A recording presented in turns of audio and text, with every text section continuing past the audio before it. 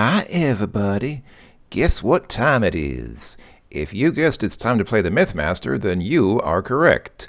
So, I did some looking into stuff and things. Took a look at a walkthrough. I didn't read the whole walkthrough through, but I read some of it. And every time I run this game, it resets my walking speed. So I need to go fast here, and even that's not really fast enough. So a few things. Oh, here's one thing that I missed. See that kind of pink thing on the right-hand side of this screen? That is a significant thing. It's very nice of the game to point it out. It mentions the waterfall and the river flowing through the trees, which is something that we can very clearly see. But what it does not do, and what an adventure game normally would do in a situation like this, is it does not indicate the thing on the right. So how do we get to, let's see, if I look at the flowers, well, we don't have to stay and enjoy them. I don't think I can get the flowers either. Yeah, if you look at the ground is uninteresting. Look at the rock. There's nothing unusual about these rocks. Look at the waterfall. It's a beautiful waterfall. You're fond of waterfalls. At this point, you would really think that something should have triggered the game, but like something should have triggered it to tell you that there's something there, but it really does not, and I can't figure out.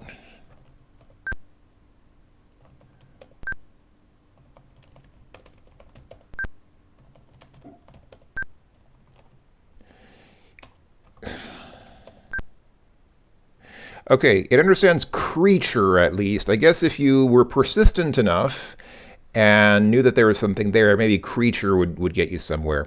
So the thing here is a pixie. And yeah, the pixie ignores you and continues to run her fingers through her matted hair. That's a clue. The thing with the matted hair is a clue. But first you have to kind of figure out. Yeah, the pixie just ignores you. Okay, it's pretty obvious since she has matted hair. What do? We give her a comb. Again, I'm not close enough. I'm standing right in front of her. Okay, I guess I need to stand up. Again, I think I need to stand up to the side. The game seems to sort of have this expectation that you stand a bit to the left of the objects that you're interacting with, so you can so he can turn to the right. All right. Okay. Pixie just walks off, just like that. You give the comb and the pixie just walks off. But what did she leave behind? There's nothing on the ground here to interest you. There we go. You see a book and a wand laying on the rock where the pixie I think it should be lying on the rock where the pixie had been sitting. Good. Okay, let's get the book. No, I'm not close enough. Get the book. Okay, and get the wand. Oh, really? I guess he took both of them at once. Interesting. Saying apparently taking one of the items takes both of the items. Okay, so what do we have here? We have a book. The title reads Book of Spells. Look at the wand. The wand is made of a metal unfamiliar to you. It has a dragon design with amethyst eyes at one end. Okay, cool. Let's wave the wand. This game doesn't understand that. Read the book.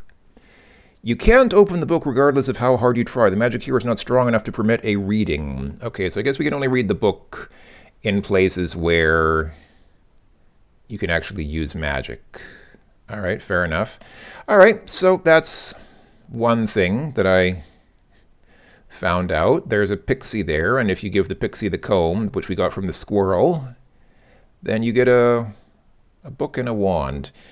And yeah, somebody actually commented on the previous video, squirrels may actually engage in seemingly altruistic behavior. It may seem that they bring shiny objects to people when really what they're doing is they're just acting on what they've learned to do. Some squirrels have figured out that if they bring cute and shiny trinkets to humans, then humans will give them stuff. So squirrels, you know, as most animals do, will kind of notice patterns after a while, and if they say, oh, hey, cool, I get food for doing this, and they just keep doing it. So there have been cases of squirrels bringing or giving, you know, shiny stuff like gold or whatever to humans, but it's just that squirrels realize, hey, if I give this to a human, the human might give me food. Cool, let's try it out. So yeah, I did forget where the lily is. It's like basically right in the middle of this bush here. So if we say get lily here, There we go. He got a lily. Can I get another lily? No, I've already done that. Also, also what you're supposed to do here is look into the water because you think you see light reflecting off a glass jar, and indeed you do. Let's take the jar. Oh, I'm not close enough to take the jar. That's cool. There we go. Okay. Jar is kind of in the middle of the pond here. All right, so what do we have here? We have a lily. The water lily is pretty and fragrant, and we have a jar. It is empty and has a lid. Well, I guess we know what we have to do. We have to flip our lid. But the game doesn't understand that. Why am I not surprised? Anyway, so yeah, that is stuff that I figured out during looking at the walkthrough. Let's see. We already got the walnut from the ground in here. The seed. Yeah, we got the seed from the strange tree is long and twisted. All right, cool. So as we also figured out, you can climb this tree. You don't even have to type climb tree. He just starts climbing the tree as soon as you walk up to it. So let's go ahead and save here because this is clearly one of those situations where you can die. Time to climb. All right, and let's go. We go, we go, we climb.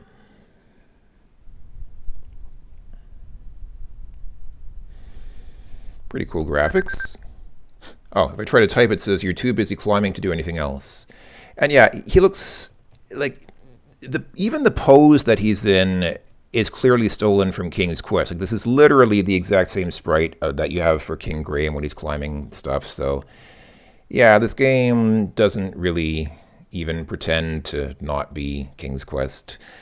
All right, let's go ahead and open door. Right, we should find if anyone is home, so knock on the door. Okay, you get knocked. We never get any response. It always says you should find if anyone's home, but we never actually find anyone home when we... All right. All right, so what do we have here? Boy, whoever lives here keeps a clean house. That's nice. That's like the least useful description ever. All right, let's take a look around. So we've got a bed here. You're tired, but you don't have time to use the bed. Look under bed. Take the bed. Sleep. Sleep in bed. You can't do that during this game. Okay, fine. With the table. Table's pretty, but otherwise uninteresting. Look at the chair. The chairs are nice, but you see nothing unusual about them, all right? Look at this stove. It is cold. What is that thing flying around? Is that a bird or is it an insect? Oops, you must have allowed a dragonfly to get into the house. Okay, it's a dragonfly. Well, there we go.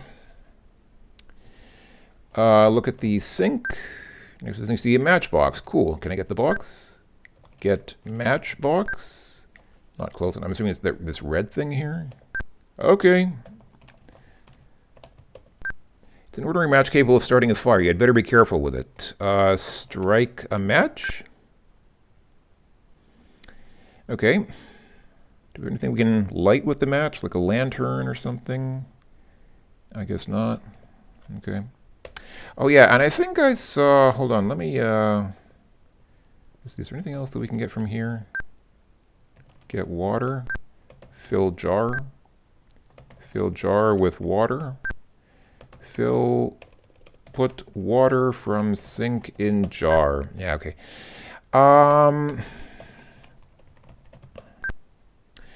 The dragon flutters around the house. Its wings and body flash red and gray. Now, I don't know how you're supposed to know to do this, but apparently, I think I saw in the walkthrough you can read the spellbook here in the house.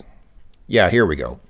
Dragonfly. Changing to a dragonfly. Draw a picture of a dragonfly on the ground. Place. Place an object belonging to the creature on the drawing. Touch the object once with the wand. Changing from a dragonfly. While near the dragonfly, strike a match on a kerosene lantern. Wave the wand over the lantern until the creature is restored. Okay, so we do need a lantern, but we don't have one now. So...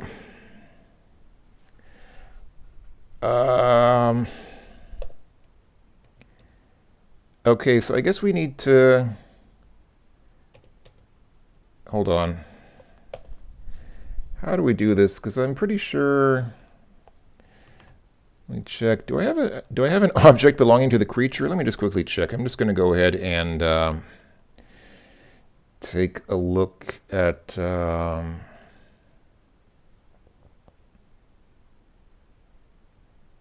Oh. Okay. So, first of all, before we do anything else, let's not forget to look in the cabinet. I was not even aware that we could look in the cabinet, but look at the... a lantern is sitting on the cabinet. Get the lantern. Oh, where is it? Oh, is it this thing on the right side here? Yeah, it's that black thing with... Okay, so now... Okay. This is a very old empty lantern. Cool. Okay. So, I think I can just say use book. Yeah, there you go. You follow the instructions in the magic book and boom, a fairy just appears. So, interesting that you don't actually have to do the things. It's not like in King's Quest 3 where you have to step-by-step type the actual instructions in the spell book. You literally just say use the book and it automatically does cast the spell. This fairy is tall. Wow. Our character is, his head appears to be in a position suited for particular recreational activities, because this fairy is super tall. Wow. A pretty fairy stands before you. She looks confused. You marvel at the size of the magical creature. Yeah, I am marveling at the size of her. She's huge. All right.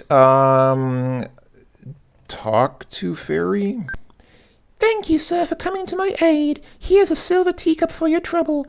I wonder who has been up to such mischief in the kingdom. I'm sure the court magician wouldn't do this to me. Okay, can we talk to her again? You've already done that. Okay. Well, I appreciate women who are to the point. You talk to them once and then you never have to talk to them again. Seems like a reasonable conclusion. All right, I guess we go down the tree now. I guess that was it. Is that all we do there? I don't know. I guess so. All right, so we're back down here, and she gave us a teacup. The teacup is very small and silver. It probably belongs to a play tea set. All right. All right, seems reasonable. Let's go ahead and save the game here. Number 8, got teacup. Cool. All right. Well, now I guess it's time to keep exploring. So, oh yeah, we've kind of been here, but okay, let's take a look at where this path takes us. So I think in the introduction video, so there's this path here. Path leads up the mountain. Is there anything to the north of here? If I go up this way, does this take us anywhere? It takes us here. There's a beaver dam built across it. Is that a beaver off to the right? It is a beaver. Let's get the beaver. You can't get the beaver. Oh, how I know how that feels. All right, let's move on. So I guess we can... I remember I started walking on this path in my introduction video that I made a few months ago, and then I fell off. So let's go ahead and take this slow and easy, and maybe not fall off this time. Seems like a sound plan. Avoid dying. Seems like a good thing to do in games like this. The volcano is active. The heat from the molten lava is very intense. You must hurry or get fried. I'm not a volcanologist, but I kind of feel like... Oops, you've just been vaporized. All right.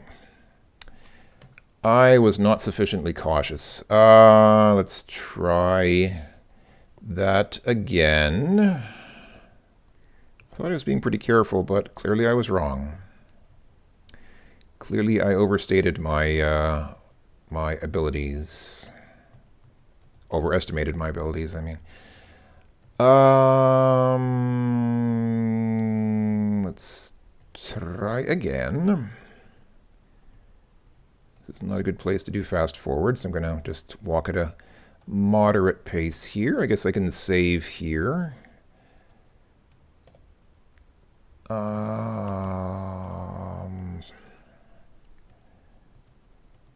Because this path is rather narrow.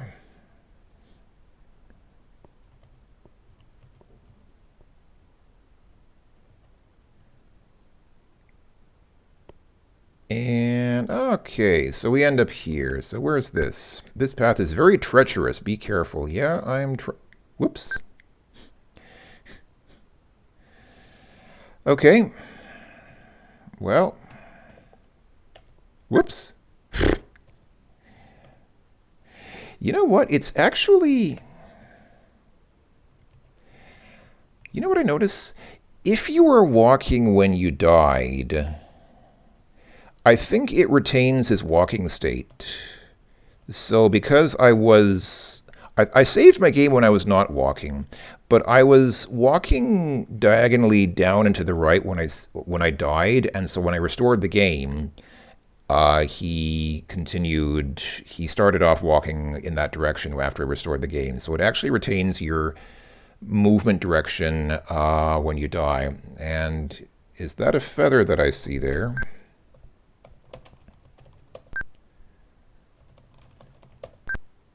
I mean, I'm assuming that's a feather. Okay. Let me go ahead and save here.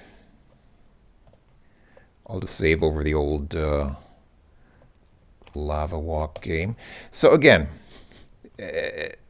not even pretending not to be King's Quest 3 with the eagle feather just falling down, but let's see. Can I get the feather from here? Do I need to go up there to get the feather, or can I get it from here?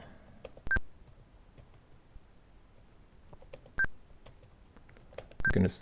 Oh, no, we got it. Okay, cool. We got it from here. All right. Okay, cool. Let's take a look at the feather. It's a beautiful, fluffy white feather. Stroke the feather. You can't do that during this game. All right, fair enough.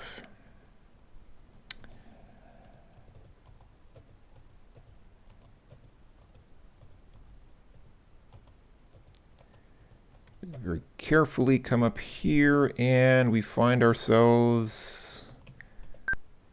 There's a cave entrance here. It looks dark and dangerous. All right.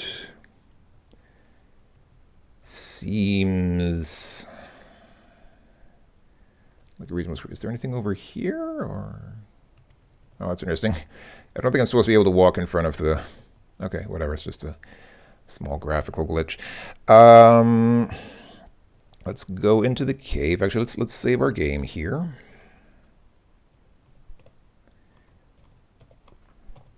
And see what we got. That seems to cut through the mountain. Okay, so this is basically... This game's very fond of its movement. I don't want to say puzzles. It's not really a puzzle. It's more like just a skill-based thing, like just the skill of not falling off. Can I not go to the right here? I'm trying to go to the right, but I guess I can't. Okay, I have to follow the path down this way. Which is, again, obviously a King's Quest thing, because King's Quest had a lot of screens like this where you have to follow some treacherous, narrow trail somewhere. Oh, wow, this is nice. What's this? A beautiful waterfall cascades through an opening into the cave ceiling, an opening in the cave ceiling into a dark blue pool. Wow. The water looks cool and refreshing. Can I drink the water? You can't do that during this game. Let's see, can we swim in the water? Oh, yes, we can. All right, here we go. Okay, so we can actually swim, but is there nothing back here? I guess not. All right. So at this point, he swims. Oh, I can't type anything. You're too busy. Okay. Okay, so I can't type anything here. I thought maybe I could dive like in the well in King's Quest 1, but apparently not. Oh, this takes us... It's nice. This takes us back outside here. Wait, where are we? Yeah, I know there's a lake here. All right. All right, fair enough.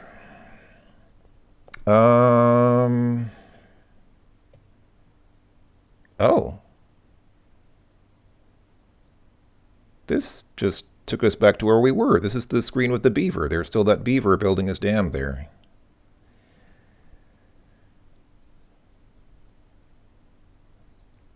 So, could I have gone this way all along?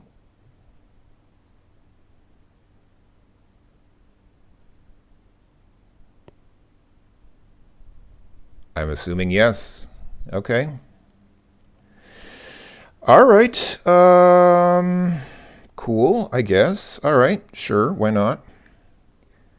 And it seems to have just taken us in a big circle. There doesn't seem to have been much point to that. Unless I missed something inside the cave there, but... Okay, cool. All right. I guess I need to figure out what to do next. And I really don't know. Let me take a quick look at the walkthrough, because I've only been playing for 20 minutes, so I don't want to end it this quickly. Let's just see if there's something else we can find. Okay, looks like another example of something that the game didn't signpost very well. I mean, I'm seeing some of the problems, some of the obvious problems with this game. It's a nice looking game, and I don't mind that it's kind of derivative of King's Quest, because it's not just a total King's Quest knockoff. I mean, yeah, a lot of it is inspired by King's Quest, but obviously the author made these graphics herself and did the writing herself and stuff. So it's not like a total ripoff. So apparently, where were we? So apparently.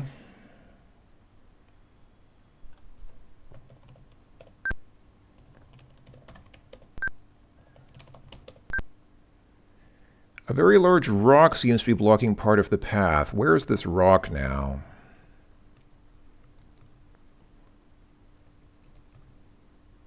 Is it up here?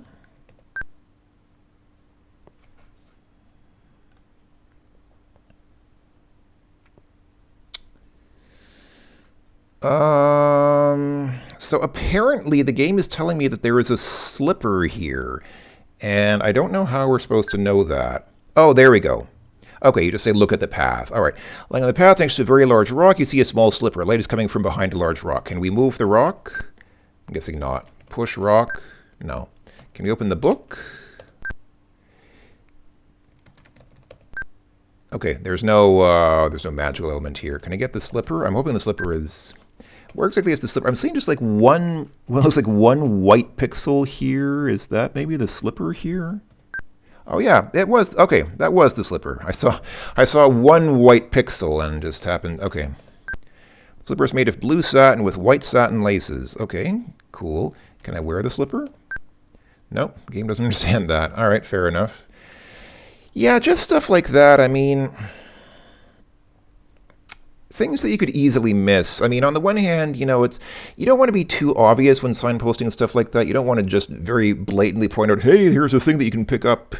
So the game does kind of reward careful examination, exploration of these scenes, but I don't know. I mean, I appreciate it that it's being a little subtle. It's not being too obvious, but gosh, I don't know. All right.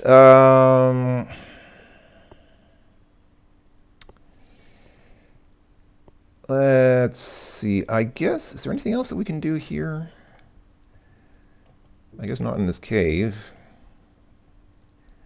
All right, let's get back outside. Where's the come on, where's the exit to the waterfall now? Come on. There we go.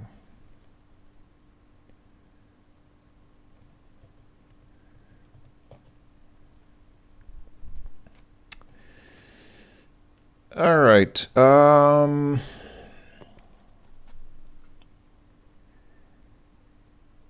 going to guess that I can't talk to the beaver. He ignores you. Yeah, as beavers so often do. Can I go to the dam? The beaver has been busy here. It's a new dam. Let's get the dam. No, we can't get the dam. All right. I guess I should save here because I got the slipper. Seems like it might be useful.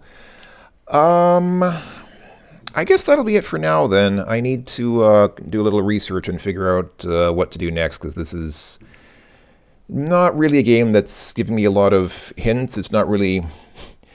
It's definitely not the kind of game that pushes you along. You really kind of have to work for your advancements. And I think I've already seen most of the screens in the game, so now I'm gonna have to figure out what to actually do. This is kind of how how it works when you play these games. You first do exploration and kind of try to explore every screen and see every screen that there is in the game, and then once you've kind of gotten the lay of the land, then you figure out how to what things you can do, what things you can get, what characters you can meet, and so on. So I think we've seen most of the screens in the game now, so now it's time to actually start solving some puzzles, which we've already done, but I guess there'll be many more to solve. We're already from the score, we're about 1/4 through the game, so I guess let's assume that we're actually 1/4 through the game. That seems like a reasonable assumption. So yeah, next time we'll continue, and until then, thanks for watching, everyone. Hope that you've enjoyed, and take care. I'll talk to all of you later. Bye-bye for now.